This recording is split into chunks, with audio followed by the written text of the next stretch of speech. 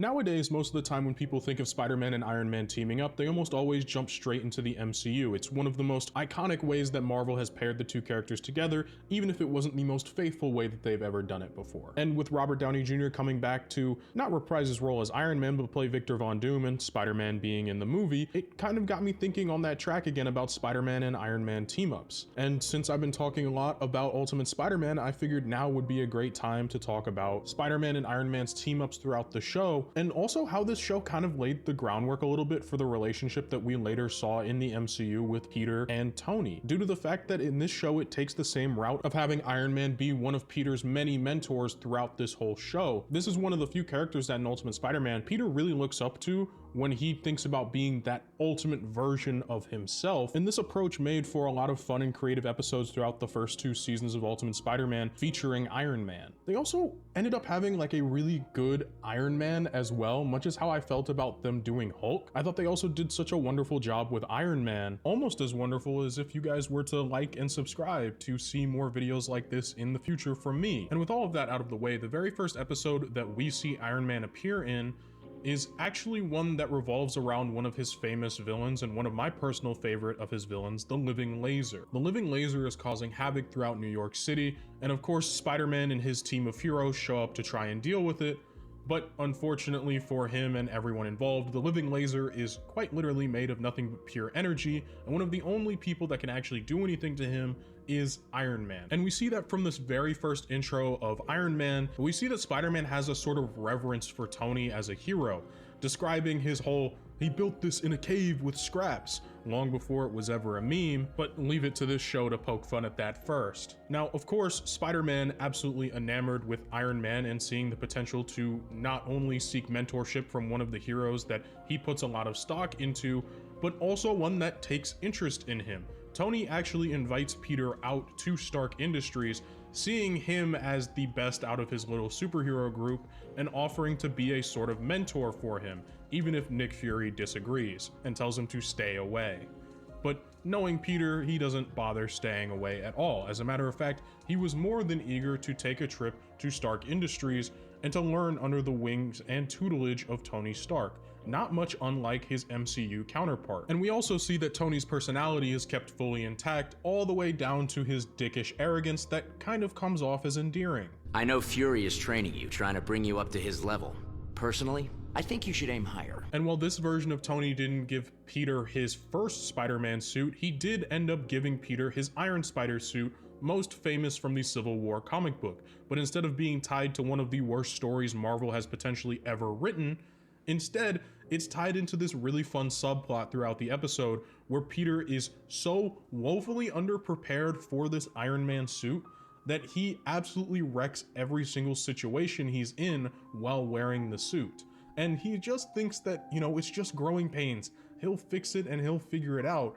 But he ultimately ruins and botches just about every single save and rescue the team has been going on for like the week or so that he has the suit. But I think this is very indicative of the style of mentorship Tony has for this version of Peter. It is very much, I'll provide you with technology and some occasional sage advice, but I'm leaving everything up to you to figure out how to do these things, much like I did myself, which is a little bit of the antithesis of the MCU's version, where Tony himself was very much more protective of Peter, not wanting him to deal with some of the same consequences that he once went through as a hero. This version of Stark just kind of leaves him out to dry, and this eventually rubs his teammates so wrong that even Danny Rand gets upset with him. You know how hard it is to get Danny Rand upset with you? Especially in this show where he's like the chill surfer dude archetype. Hey, why not be his sidekick from now on and quit messing with our gig? We don't need you. You're serious? Seems that way. You know, Stark is who he is because he followed his own path. Are you certain you're following yours? I guess it's a good thing that he wasn't angry enough to rant about his car. Anyways, with Peter thoroughly botching their second fight as a team against the Living Laser, he now has to deal with the fact that the Living Laser has taken over every single armored system in his suit and is now making his life absolutely terrible and sending him directly after Iron Man, who is absolutely ignorant to everything that is going on and doesn't really care. He's once again debating with Fury, as Fury is upset that Peter has a suit of technology he doesn't know how to control properly, and Iron Man is defending his very different mentorship style. This mentorship style ends up with him actually getting infected with Arthur Parks and having to deal with the fact that the living laser is now taking over a lot of his systems. And since we're here talking about Iron Man again, I made the point of saying I think they did a pretty good job of characterizing him earlier in the episode, and I very much stand by that. This feels less like Robert Downey Jr.'s Iron Man, and it actually reminds me a little bit of pre-RDJ influence on the actual characterization of Iron Man. It reminds me a lot actually of the Ultimate Avengers 2006 movie. That's the kind of Iron Man I'm getting from this show. And it's one that, while I'm not always a huge fan of, I very much appreciate, especially from a character archetype standpoint, and the way he plays off of the other characters involved. He is not that serious if I'm keeping it real. And usually that seriousness, lack of seriousness, sorry, is a veneer for him taking a lot of responsibility and care with what he does. And while I feel Robert Downey Jr. does do that, he does it to a lesser extent because I feel like he's more upfront with how he's actually feeling, especially later into the MCU, which I think the show did to differentiate itself a little bit, considering how close I feel Earth's Mightiest Heroes Iron Man really played it to being that RDJ archetype, which is, again, my preferred version of Iron Man. But I think this one has its own merits that I ended up actually enjoying a lot of throughout this episode specifically, mainly because I like seeing Fury get dunked on, and Tony was doing that the whole episode. Catching back up with the episode though, Peter's down in the dumps. He feels like he's let his team down, he feels like he's let himself down, and especially Iron Man, who he got infected with the living laser, and who's wreaking havoc all over Stark Industries. And Peter apologizes to his team. It's one of those rare moments in this show where Peter actually has a little bit of a heart-to-heart with his team, and they do a little less comedy, and I really do appreciate scenes like this. Hold on. Let's all dig deep and find a little optimism here. It's not gonna be like before, is it? Oh, don't worry. It's not gonna be anything like before. I'm on my path now. This also does a good job of wrapping up the plot thread where Peter was very much trying to take a path just like Tony. He was trying to be like Tony. Does this start to sound a little familiar to you all? He wanted to be just like Iron Man, but at the end of the episode, he has to figure out that I gotta be Peter. I gotta be Spider-Man. Does that sound familiar at all? Because I think it sounds really familiar to the entire plot of Homecoming, at least from a base structure. Very obviously different in execution, but from the idea alone, it's pretty similar. And so with Peter finally taking this next step forward, he gets to Stark Industries and is able to help expel Arthur Parks out of Iron Man's suit. And so now Peter and Tony are going to be able to take on the living laser. But much like with Iron Man Armored Adventures, you can't really destroy a being of pure energy like the living laser. You can only destabilize it, deplace it, or try to find a way to combat the foe entirely. And so Peter comes up with a plan. Iron Man has an interdimensional transporter, and he wants to send Arthur Parks somewhere that he can't continue to do damage. That way he pretty much becomes inert. It's a pretty smart way of handling things, and again, I like solutions for villains that don't just end with punching you. And we get a very classic Tony Stark scene here as well. And with Tony successfully leading Arthur to the teleporter, Peter ends up sending him to a place where he can't do any damage, and where Thor can smite thee, foul villain. I love Superhero Squad so much, and I was so hype as a kid to see the reference to it after Superhero Squad had gone off TV. Again, getting back on topic, Spider-Man does end up getting to keep his Iron Spider outfit, and it even gets put into backpack form a la Iron Man Armored Adventures backpack. And while he still sucks at controlling it, considering Iron Man never gave him a manual on how to do so, Peter at the end of the day does get to keep the suit. And as far as the team up went, especially in this first episode, I thought they did a pretty good job of characterizing both of the characters, and I liked the mentor-mentee relationship they brought to this show. Now, as we wrap up this episode, it's time for my favorite segment of these videos, which are my favorite gags from this episode. And we have a couple this time. Obviously starting with the one that I think I've used the most in all of these Ultimate Spider-Man videos, the one where Peter travels across dimensions and sees the superhero squad. I'm a sucker for the superhero squad. Another one of my favorite ones is Peter having to sew his own costume back together, him being in love with Iron Man, or him daydreaming about him and Iron Man getting to live the high life. This episode actually had a lot of fun gags, which is nice because the Hulk episodes didn't really have a ton of fun cutaway gags that I could pull out for an end segment like this.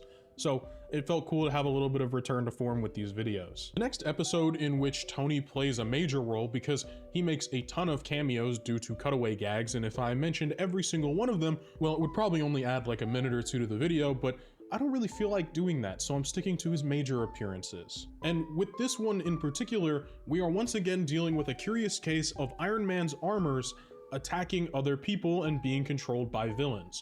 Once again, we are seeing the absolute piss poor cybersecurity that Tony has for his suits. You would almost assume that Jarvis is pissed off at him and just lets all of these villains take command of the suits.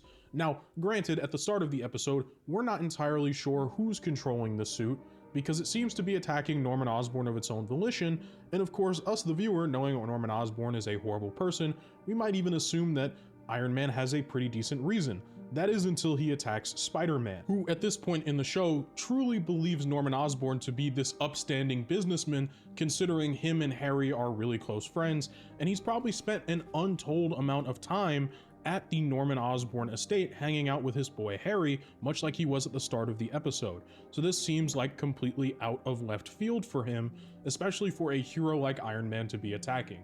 But we, the viewer, with hindsight and the fact that I watched this episode before writing this script, know that that's not actually Tony in the suit, it's just the suit piloting itself. As the very next day when Peter goes to see Tony, he finds him in the middle of battling each and every one of his suits that he's not currently wearing. How's it hanging, Webbs? My Hall of Armors has been compromised. You might want to take a pass on this one.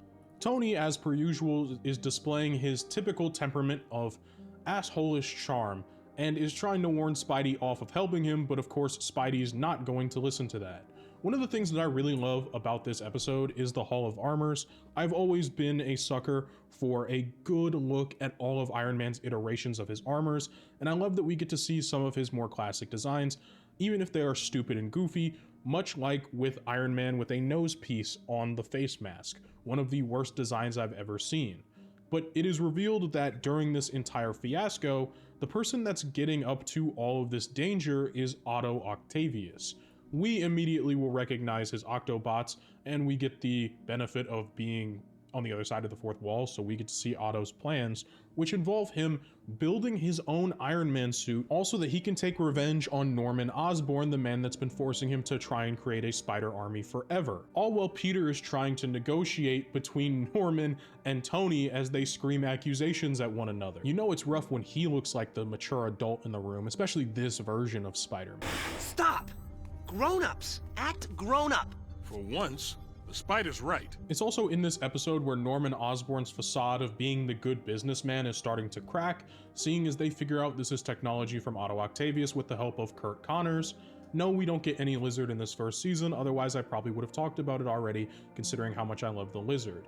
Instead, we get a little bit of an origin for Doc Ock, in which we find out that good old Octopus is supposed to be dead. Everybody believes him to be dead, and of course he isn't, because Norman Osborn is taking advantage of that fact to use him as a de facto slave. Have I mentioned how much I hate this version of Norman Osborn yet? If not, I hate him. Anyways, Otto Octavius, finally having all of the schematics needed, has built his Iron Octopus suit and is dead set on destroying Norman Osborn, taking Spider-Man down, and taking Iron Man down, and anybody that stands in his way of his rightful vengeance against Norman Osborn. And honestly, if it was just the Norman Osborn thing, I could totally get behind that. But unfortunately, he's got plans of world domination and wants to kill my second favorite arachnid-themed superhero. It's kind of funny, for an episode that does actually go out of its way to feature Tony, it does so in way less of a starring role than the previous episode did. I would say like half of the episode previously was actually dedicated to Tony being on screen and him interacting with Spider-Man, whereas this episode, I feel personally, is more moving the overarching plot of the first season of Ultimate Spider-Man forward, which is a Goblin and Octopus themed plot heavily, so those two characters actually get a lot more screen time and attention than Tony does. Tony's just kind of the vector that allows us to get to Iron Octopus, and also gives us a pretty decent excuse to see Iron Spider-Man once again probably for toy reasons, let's be real, but in a thematic way that makes sense to the story that's trying to be told right now. And ultimately, it doesn't make it any less of an enjoyable episode, but it does make it less of an enjoyable Spider-Man and Iron Man team-up. In the 3 episodes that Hulk appeared in from the first season and the second season, Hulk was the centerpiece in each of those episodes, in my opinion. Even if one of them was framed through a Mary Jane reporting incident, it actually felt like Hulk was important to the story and was meant to be like the driving team up. This episode feels like Iron Man is kind of tacked on to move the plot forward, and Peter himself, along with Norman Osborn and Dr. Octopus, are really the main contingents and focuses for this episode. But that doesn't necessarily mean we don't get some gems from Iron Man in this episode. It just means that we're looking at getting a lot more of the same. Where Hulk kind of followed a linear progression path from dumb monster to eventually being intelligent, savage Hulk, this version of Iron Man between these 2 episodes stays entirely stagnant, with nothing really different between the 2 of them. But if it isn't broke, is there really even a need to want to fix it? I think this episode does a good job of characterizing Tony, much like the first one did, and it very much brings me that 2006 Ultimate Avengers Iron Man vibe, and I loved Iron Man in that movie as a kid, especially if Tony is dropping gems of advice like this. My advice? Use your head. Listen to your gut. Follow your heart. And look, if you need somebody to look up to, well, there's always me. I don't think Tony would be the one that I would want to look up to, considering all of his things, especially like Captain America's like right there and he's already appeared in the show. And look, all of that aside, I think this episode did a good job of characterizing Iron Man. His appearances, while brief in this episode, were fun and a lot more combat oriented than dialogue oriented when it comes to one-on-ones with Spidey. He had a lot of dialogue bickering with Norman Osborn, which was fun, but not really worth chatting too long about. As for my favorite gags in this episode, it will always go to Angel and Devil on Peter's shoulder, because I think this gag is absolutely hilarious. And one of the best gags in the first season of the show, when Norman Osborn pulled out that minigun, Peter imagined him using that to take care of a pickle jar for Harry. Absolutely hilarious. The next time Iron Man makes a true appearance is in the second season of Ultimate Spider-Man, where he is once again featured as a main character of the episode, much similar to his first appearance. And while the episode starts with Spider-Man fighting Juggernaut, because why the hell not, Iron Man does eventually show up to help Spider-Man fight him, but it is worth noting that not only has his design changed to match what is his design in what would be the Avengers Assemble TV show, but also his temperament has wildly changed. This Iron Man is no longer that sarcastic, joking, almost nothing is serious, martini-sipping 2006 Ultimate Avengers Iron Man, but rather this version of the character distinctly reminds me a lot more of Earth's Mightiest Heroes version of Iron Man, especially with his reactions to Peter Parker and the way in which he takes almost everything very seriously. While he is not devoid of jokes and having fun, this reminds me of an older version of RDJ's Iron Man as seen near the end of his time in the MCU, as well as, again, Earth's Mightiest Heroes version of the character, where things are a lot more serious for him. While he jokes, it's less of a constant veneer that he always has up, but rather this job is something that he takes very seriously. His employees at his work is something he takes very seriously. He's not really there to play around as much. And I think that's something that is put on display a lot.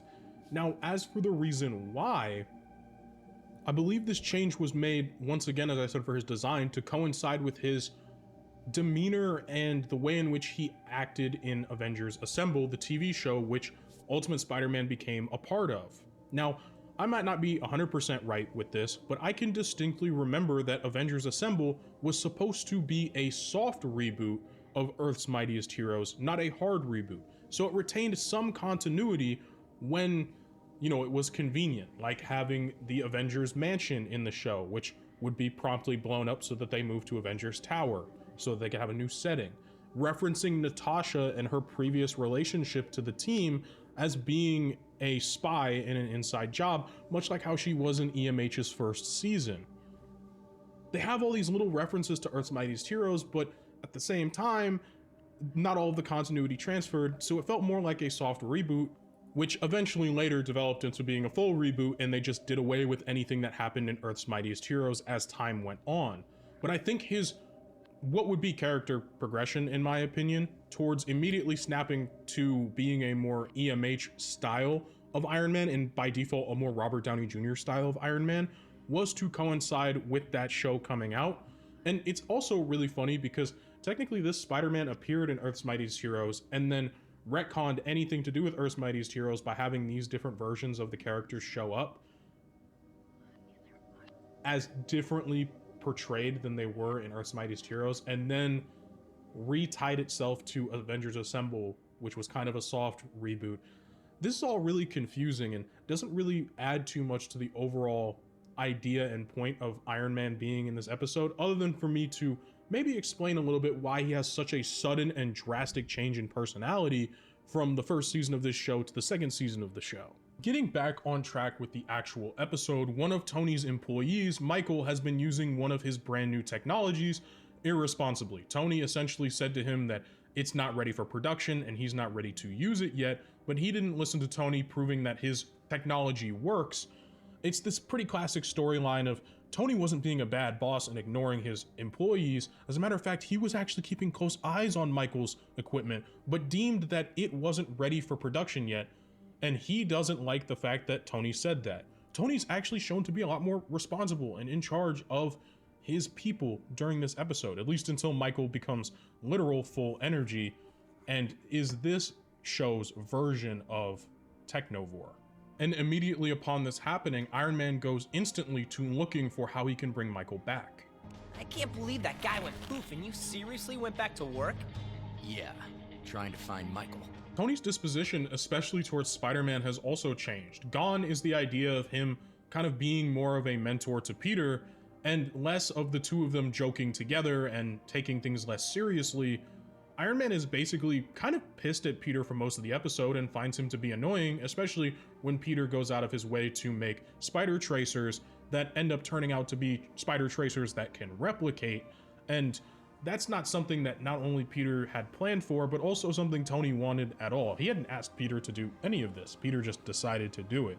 We see that Peter tends to annoy Iron Man a lot more throughout these episodes, especially when the spider tracers turn out to be controlled by Technovore and evil. This isn't one of my inventions. You, what did you do? This, to me, relationship-wise, is kind of more of a return to what was form at the time between Peter and Tony, which is Peter is just an annoying asshole to most people that have ever had to interact with him, especially around this age, and Tony just isn't having it at all. It was definitely a very different dynamic to the one that I felt like we were getting from those first two appearances. And again, I think it's just down to the changes in Tony's personality relative to how he was portrayed in that first season. I will definitely say though, it feels a little bit like tonal whiplash when you go from seeing a Tony that is joking with Spider-Man a lot more, that is more willing to take him under his wing, even if his wing is giving him a brand new suit and not teaching him how to use it. This Tony feels a lot more responsible, if that makes sense as well. Like he's been through some shit relative to his older version. One of the things I kind of don't like about this episode though, is that to make Tony feel smarter, they dumb down this version of Peter. And that's not something I felt like they had to do in the previous season, but also because I felt like Iron Man himself was a little bit dumbed down, if not on purpose though. But this version of Peter feels like he's dumb for dumb's sake. And I think that's, you know, we can get into talking about the second season and Flanderizing Peter a little bit more as a character when I get around to talking about the second season, but that's how I feel about it. In this episode though, Tony does feel very intelligent and like he knows what he's doing. For example, he hot wires a bunch of his different suits together to no longer be on the grid so Technovore cannot affect them, and he can still effectively fight the virus that Peter created. Tony is also a little bit more compassionate in this episode, especially to the main villain, which is one of his former employees, which mirrors his very first appearance with Arthur Parks being one of his former employees, but he has almost no love or kind of care for Arthur Parks at all. Tony, outside of just wanting to capture his former employee, does actually feel bad for the situation that he's in, And as well, Tony has a little bit more humility, not the most ever, but I feel like this sentiment and this sentence sums it up well relative to the talk that he had with Peter at the end of the last episode about looking up to heroes. Well, you're certainly not the first guy that had his tech get away from him and threatened to take over the world. You mean it's happened to you too? Me? Not a chance. But I'm sure it's happened to someone. Overall, this was definitely a kind of a weird episode in the timeline of the show with how quick we kind of whiplashed from one version of Iron Man to the next. And while I'm not a huge fan of this new redesign for him either, especially his Tony Stark counterpart, which feels very stagnant relative to the other one, which had more flowing hair, it just feels like this one's more ready to be readily mass produced for what would be Avengers Assemble in future. And while I feel like they did a good job of, you know, when they had Hulk, for example, carrying over his little arc that he was going throughout the episodes he was in, I felt that this show did a little bit worse at making that shift feel seamless, instead of just throwing a version of Tony at us that we got. Not that I'm saying it's bad, I actually prefer this version of Tony. It's just that it was so quick. You know what I mean? We saw it happen with Hulk. This was just very fast. Overall, I would say for the most part on this show, the characterization of Iron Man was pretty decent. I really did like the earlier seasons of the show, as it kind of reminded me of the Iron Man I grew up seeing pre-Robert Downey Jr. So this is when I was really, really young as a kid. I also find it interesting how this show did the MCU mentor-mentee situation way before the MCU would actually do it. And while you could argue that they kind of did it in Civil War, I would argue that this version mirrors the MCU more due to the age discrepancy and what it means to have someone like Spider-Man look up to Iron Man as a hero relative to them coming up at around the same time. Anyways, those are just my thoughts on Iron Man and Spider-Man's team up throughout Ultimate Spider-Man. And finally, without further ado, some of my favorite gags from this actual episode happen to be Spider-Man having to clean up the absolute mess that was Technovore at the end of the episode, Spider-Man having his brain leak out when Iron Man was talking smart to him, which again, Flanderization, but also Spider-Man being carried like a king by his little ants that would later turn into Technovore. I called them ants, they're robotic spiders. Please don't flame me too hard in the comments. I'm gonna leave that one in because why the hell not? It's the end of the video. Thank you all so much for watching, and I hope you have an absolutely fantastic day. Thank you all for watching. It would go a long way if you were to like the video and subscribe at this point, especially if you made it to the end. As well, I do have a Patreon and YouTube memberships, and I'm instituting a few new cool things, such as member exclusive videos and voting on said member exclusive video at the end of each month so that you all can tell me what you're interested in seeing content-wise, and I'll make that video happen by the following month. So with all of that being said, it's time to give a shout out to my Hall of Fame members on both YouTube and Patreon, and to say thank you all so much for watching. I truly appreciate it.